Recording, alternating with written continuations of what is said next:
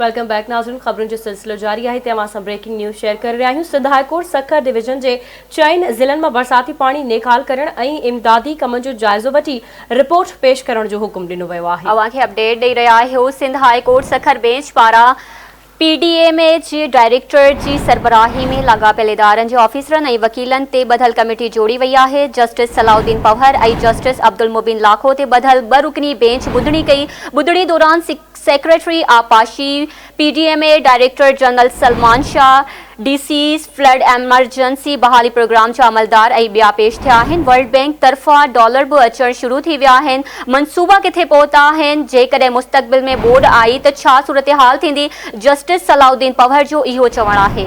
फिरो ॿीहर अवां सां ब्रेकिंग न्यूज़ शेयर करे रहिया आहियूं। Sindh high court Sukkur division जे 4 ज़िलनि मां बरसाती पाणी निकाल करण ऐं इमदादी कमनि जो जाइज़ो वठी रिपोर्ट पेश करण जो हुकुम ॾेई छॾियो आहे। Sindh high court Sukkur bench पारां PDMA जे डायरेक्टर जी सरबराही में लाॻापियल इदारनि जे ऑफिसरनि ऐं वकीलनि ते ॿधल कमेटी जोड़ी वई आहे। जस्टिस सलाहुद्दीन पवहर ऐं जस्टिस अब्दुल मुबीन लाखो ते ॿधल 2 रुकनी बेंच ॿुधणी कई आहे। ॿुधणी दौरान सेक्रेटरी आपाशी, PDMA director general Salman Shah, DCs flood emergency बहाली प्रोग्राम ऐं ॿिया अमलदार पेश थिया। वर्ल्ड बैंक तरफ़ां डॉलर बि अचणु शुरू थी विया आहिनि। मनसूबा किथे पहुता?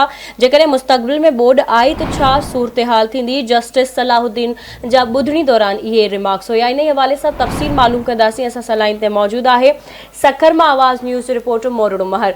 जी मोरड़ो महर, ॿुधणी जे हवाले सां वधीक अपडेट कंदा।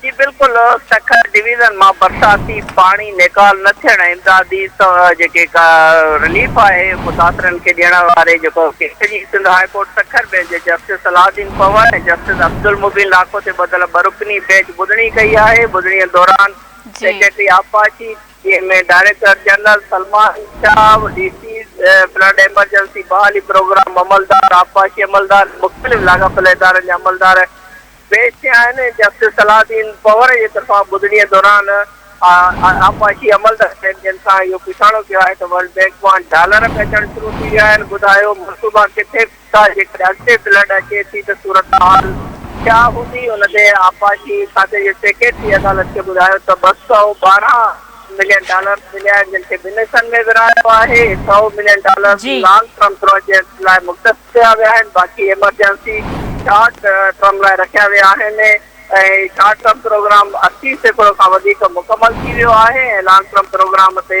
कमु हली रहियो आहे। जॾहिं जस्टिस सलाउद्दीन पवहर रिमार्क्स कयो त बरसाति ऐं बोध खां पोइ असुल किरदार बहालीअ जो आहे।